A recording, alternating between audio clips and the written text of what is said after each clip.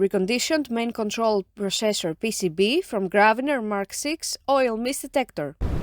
For testing, we add the PCB to a spare oil mist detector unit and we add a spare OMD head. By simulating the oil mist with some smoke testing gas, the unit reacts accordingly. Apart from hearing the alarm, we can also see the relevant indicator lights on both head and the unit, as well as the message on the screen.